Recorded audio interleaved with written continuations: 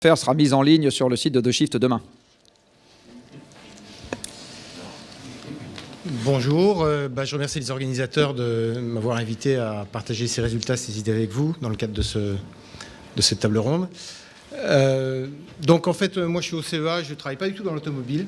Donc il y a des tas de gens ici qui sont très versés dans ce domaine-là, qui en connaissent certainement beaucoup plus que moi. Un de mes rôles là-bas, c'est d'essayer de mettre en place... Voilà, pardon. Un de mes rôles là-bas, c'est d'essayer de mettre en place des axes de recherche sur le long terme du côté des nouvelles technologies et évidemment du côté de tout ce qui concerne le carbone. Et comme on a des axes de travaux maintenant assez affirmés avec des constructeurs d'automobiles, l'intersection des deux étant pas vide, j'ai voulu aller voir ce qu'on pouvait imaginer dans 5 à 10 ans du côté des nouvelles technologies, comment orienter ça. Donc du coup, je me suis posé, quand je fais 1 kilomètre avec une voiture ou par le carbone, d'où vient-il, combien il y en a? Et à ma grande surprise, j'ai du mal à trouver des résultats qui soient clairs, qui soient nets, ni sur Internet, ni dans la littérature.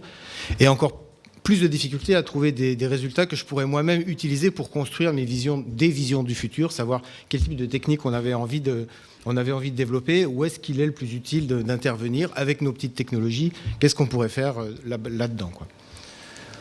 Donc je me suis dit, puisque c'est ça, je vais essayer de me faire mon propre modèle pour comprendre ce qui se passe. Donc voilà un modèle de scientifique qui essaye de calculer combien de carbone je génère chaque fois que je fais 1 kilomètre avec ma voiture. Donc très rapidement, comment ça marche? On décrit au modèle le véhicule qu'on utilise, donc avec des paramètres assez classiques, la masse, le coefficient de pénétration dans l'air, les coefficients de roulement, le type de motorisation, des choses comme ça. On décrit le type de trajet qu'on a envie d'effectuer. Donc ça, c'est une succession d'instants. À chaque instant, c'est la vitesse à laquelle on ira et l'altitude à laquelle on sera.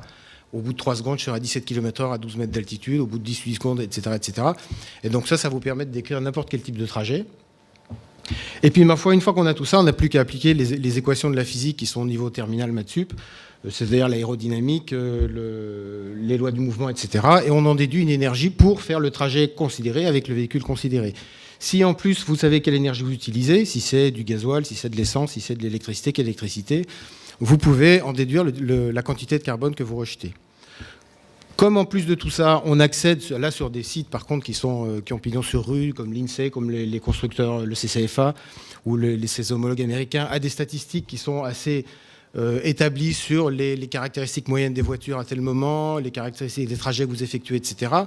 On peut utiliser ce modèle pour lui faire subir un passage statistique du micro, c'est-à-dire du local, moi en train de rouler, au macro, c'est-à-dire les régions, les pays, les États, voire le monde. Et à ce moment-là, on peut commencer à calculer des gigatonnes correspondant à des utilisations macroscopiques. Alors, j'ai essayé de vérifier le modèle en faisant des recoupements, en parlant des gens, etc. Ce qui est amusant quand même de voir et intéressant, c'est que si on lui rentre le véhicule moyen 2010, qui fait 1350 kg, etc., en France, et les trajets moyens urbains et routes, il retrouve 24 milliards de litres, qui est précisément la consommation indiquée sur le site du ministère de l'Industrie par les ménages français en essence en 2010. Donc, c'était satisfaisant.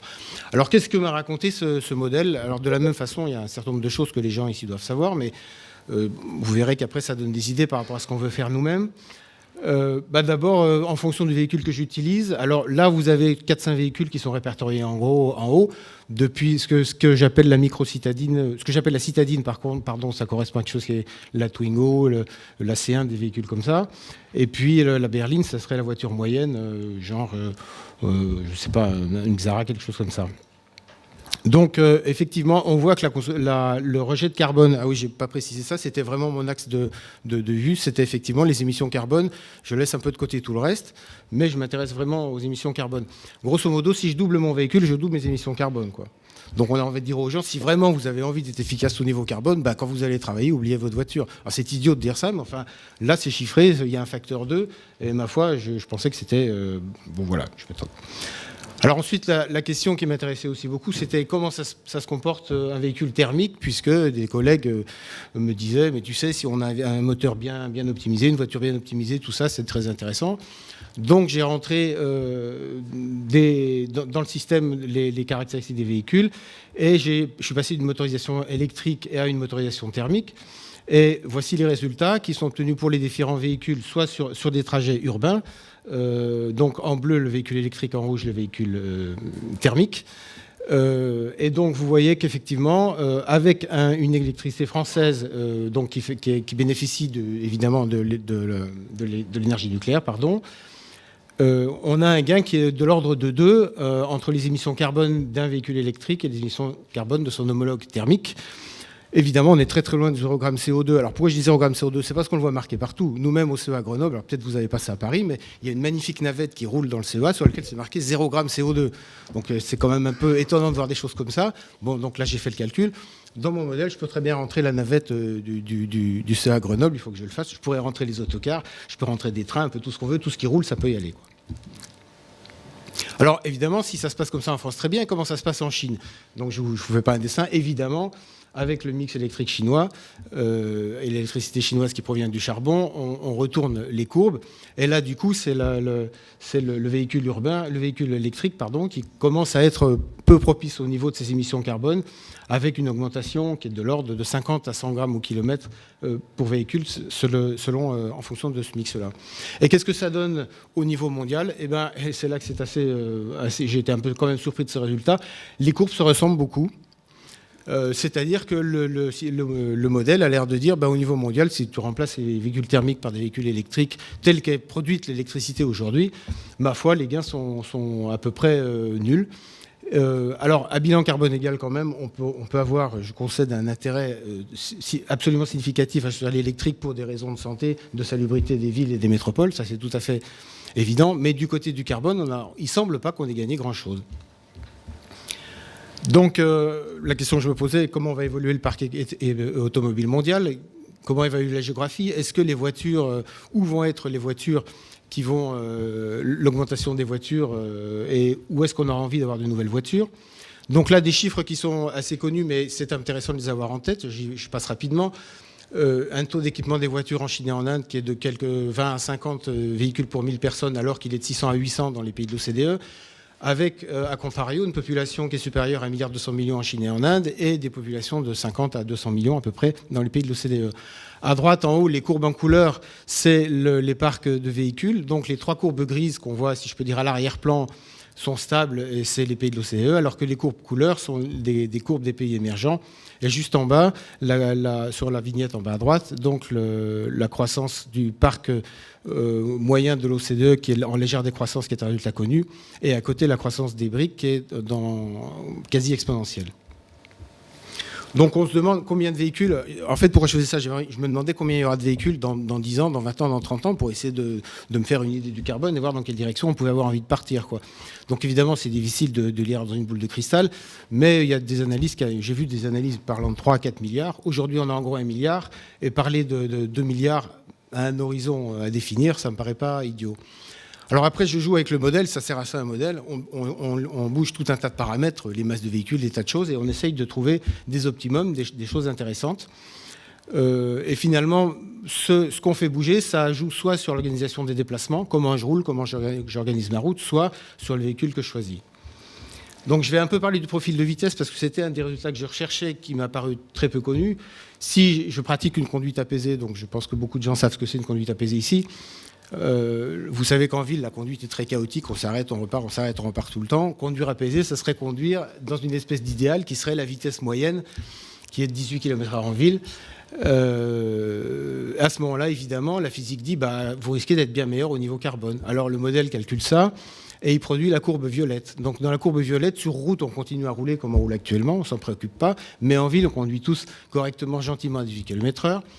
La courbe noire, c'est la situation actuelle, et la courbe beige-jaune, c'est ce qui se passerait avec des véhicules électriques en roulant comme on roule à l'heure actuelle.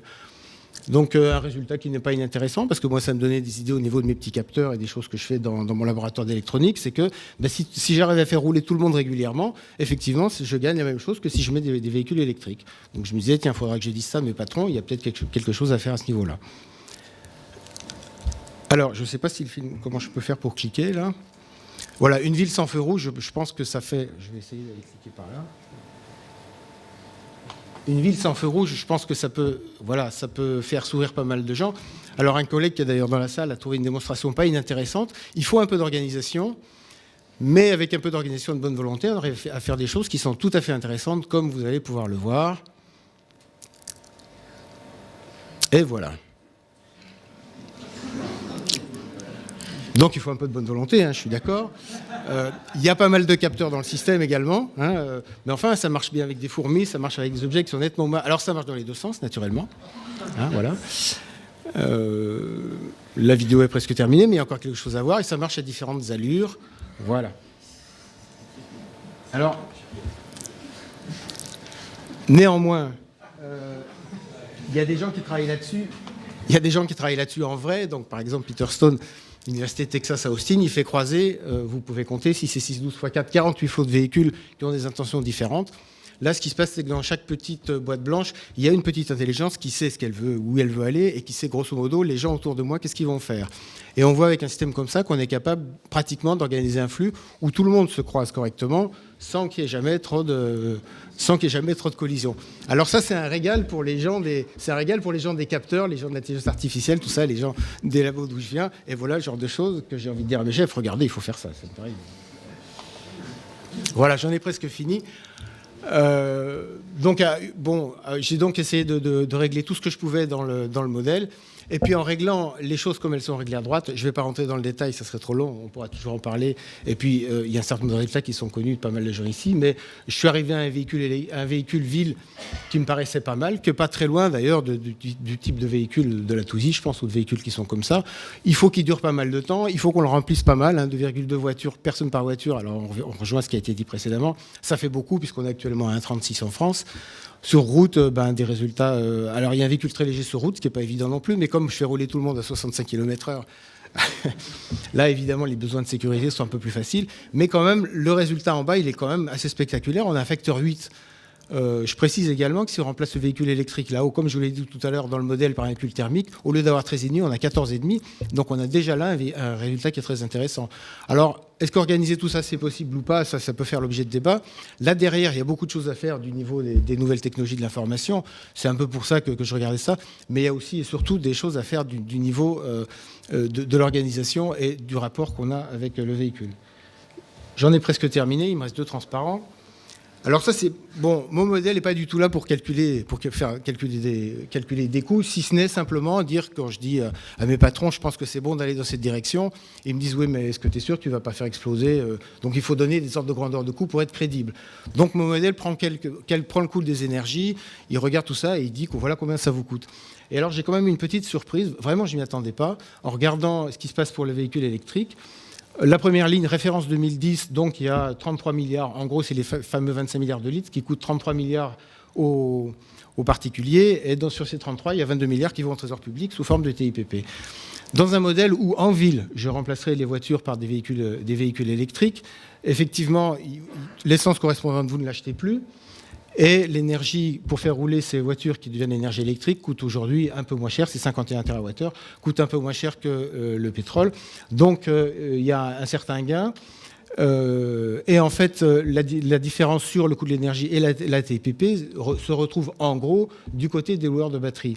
Alors, peut-être faut que ces gens-là puissent fonctionner correctement, mais il y a quand même une question qui me paraît posée en gros là-devant, c'est qu'il y a 12 milliards de TIPP qui ne va plus dans le trésor public, et vous connaissez la situation comme moi de nos jours, je ne sais pas, il faudra bien trouver ces 12 milliards quelque part. Moi, écoutez, vraiment, je ne m'attendais pas du tout à ça, et peut-être il y a des très bonnes réponses ici, mais voilà, je donne cette chose-là. Voilà, je termine rapidement ma présentation. Donc, ce que dit le modèle physique, c'est qu'un facteur 4, voire un facteur 8, lui dit, moi, il me semble que c'est possible. Évidemment, il faut radicalement changer pas mal de choses pour en arriver là. Du point de vue technologique, et là, c'est plus tellement le modèle, mais c'est l'ingénieur qui essaye de parler en parlant à des gens qui connaissent les voitures, à des gens qui connaissent les nouvelles technologies, etc. Ma foi, les véhicules qui sont dits là, ils sont plausibles, ils rentrent dans l'ordre du possible. Évidemment, accepter de rouler avec ces véhicules dans les conditions qu'on a dit régulièrement, etc., ça fait beaucoup de choix qui sont assez forts. Est-ce qu'on veut faire ça ou est-ce qu'on ne veut pas faire ça? Je vous remercie.